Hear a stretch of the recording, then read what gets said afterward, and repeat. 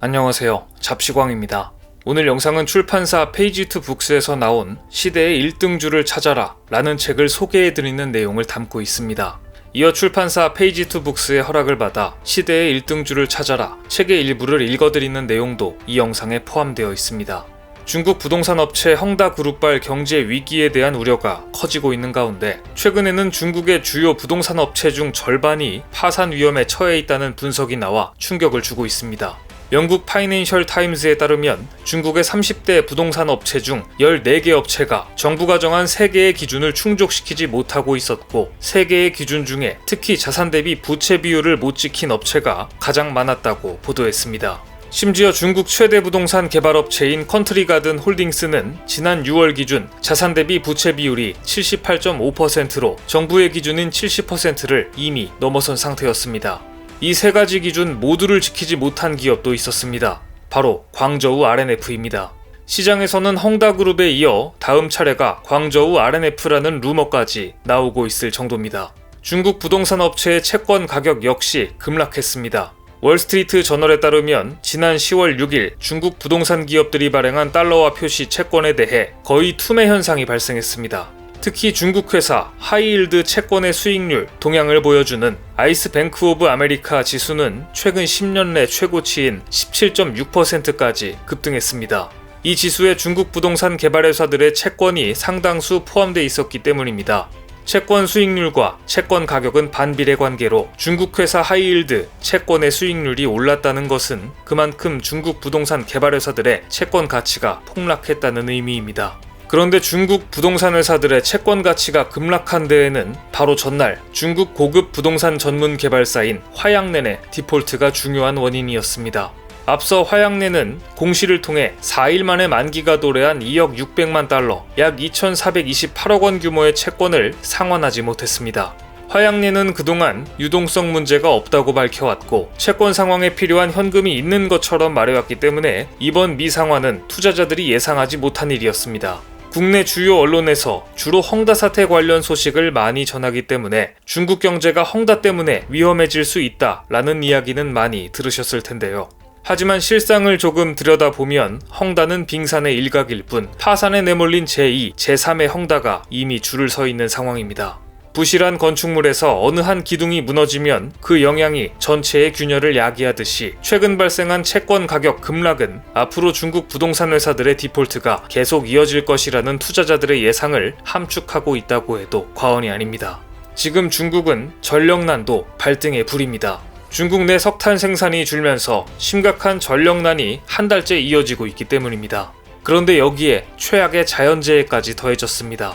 지난주 중국 내 최대 석탄 산지인 산시성에 예년의 3배가 넘는 기록적 폭우가 내렸습니다.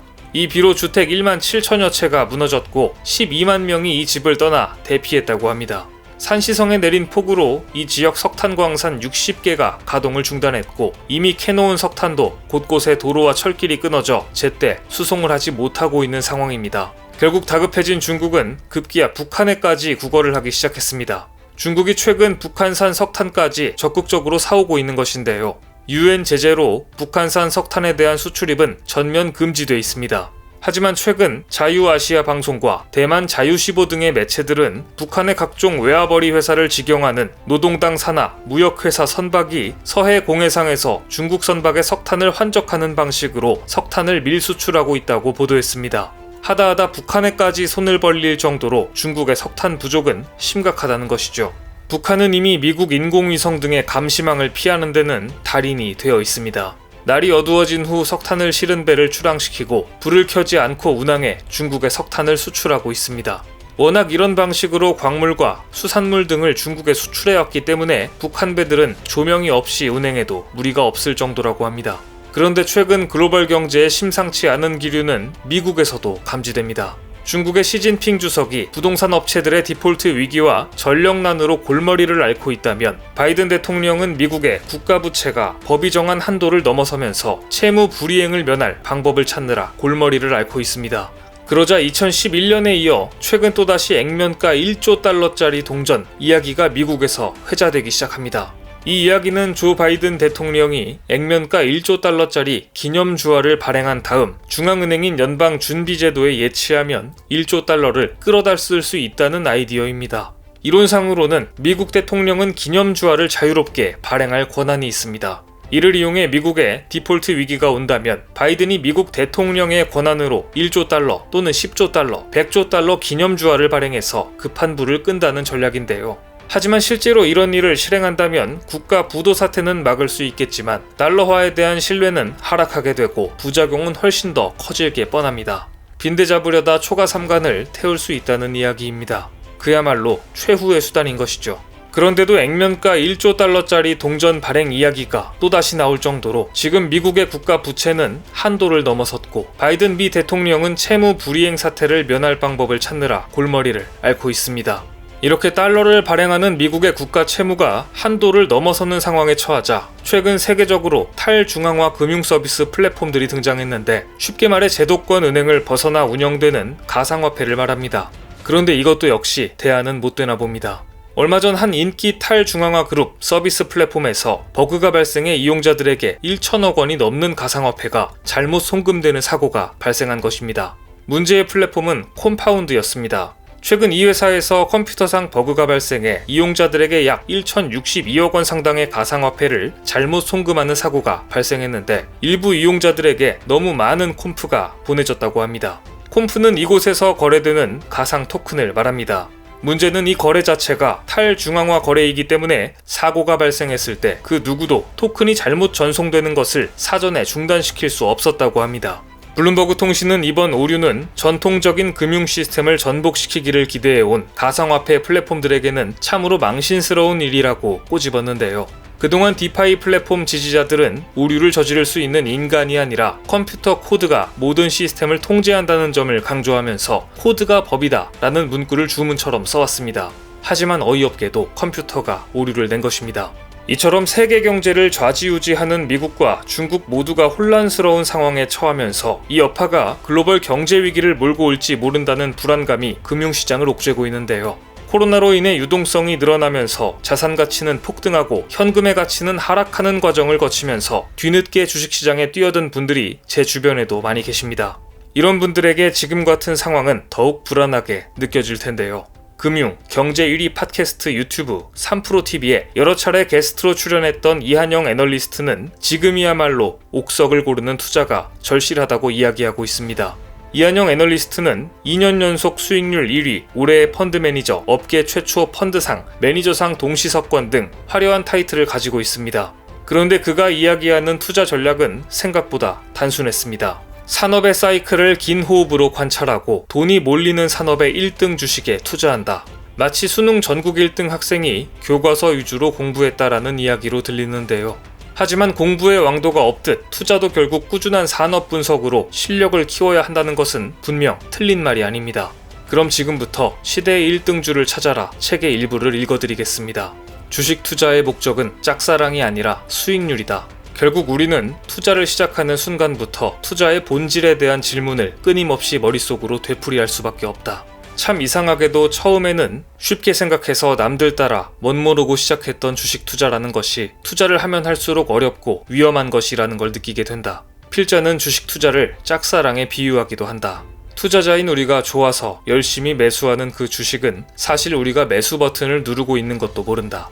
그러다 주가가 상승하면 기분이 좋아지는 것은 당연하고 그 주식에 대한 확신이 더 생긴다. 감정과 확신이 결합되어 이보다 더 좋은 기업은 없다면서 무한 사랑에 빠지게 된다. 그런데 짝사랑의 결말은 무엇일까? 그 결말은 비극이다. 주가가 떨어져서 절망에 빠지는 우리를 그 주식은 전혀 모른다. 우리는 결국 절망에 빠져 매도 버튼을 누르고 말 것이다. 그러고는 또 다른 짝사랑을 찾아갈 것이다. 돈의 흐름이 바뀌는 변곡점에 서 있어라. 달러 지수가 강세를 보이면 뒤에는 유가를 중심으로 하는 원자재 가격에 강세가 동반되는 현상이 반복된다. 뭔가 하나의 패턴처럼 반복되는 것 같다면 왜 그런지 생각해본다.